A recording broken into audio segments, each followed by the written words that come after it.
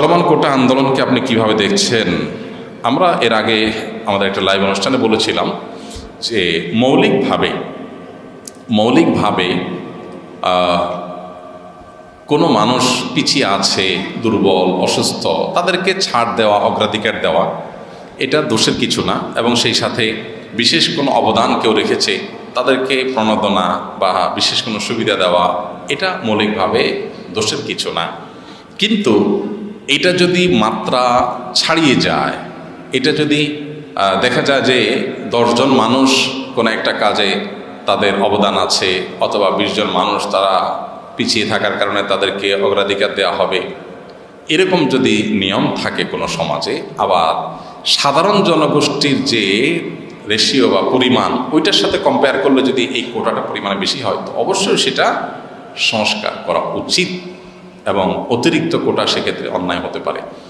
এই সমস্ত ক্ষেত্রে আমাদের দেশে সাধারণত রাজনৈতিক বিবেচনাতে ডিসিশন নেওয়া হয়, মানুষের স্বার্থ সাধারণত বিবেচনা করা হয় না। এটা খুবই দুঃখজনক এবং বেদনাদায়ক অধ্যায়।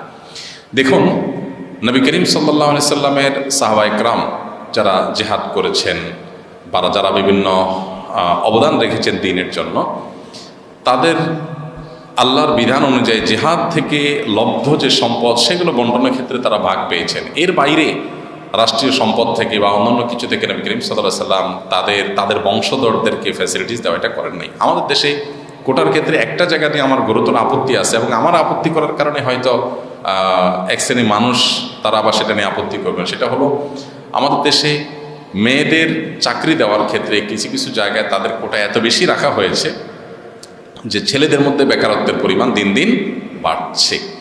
এই যে আপনার নার্সিং পেশা মেয়েদের কোটা অনেক বেশি, যার কারণে ছেলেরা চাইলেও এখানে রোগীদের সেবার কাজে আসতে পারছে না।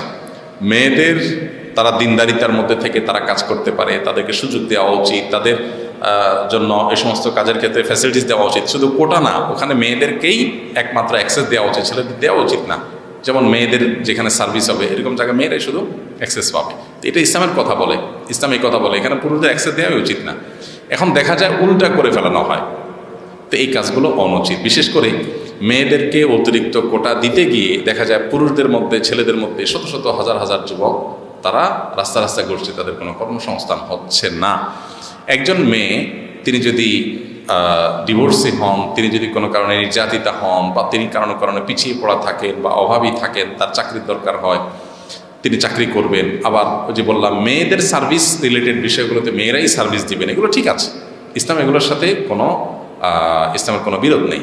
কিন্তু যেখানে জেনারেল জগৎ, সেখানে আপনি কোটা করে ছেলেদেরকে আপনার পিছিয়ে রাখবেন, তো এই ছেলেটা কী করবে? তারা সন্ত্রাসের দিকে যাবে, মাদকের দিকে যাবে।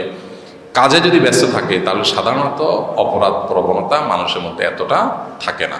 তো এই জন্য কোটার ক্ষেত্রে সংস্কার জরুরি হয়ে পড়ে, যদি কোটা এই অযৌক্তিক রেশিওতে থাকে অবশ্যই। বাকি মৌলিকভাবে তো এটা দোষে কিছু না।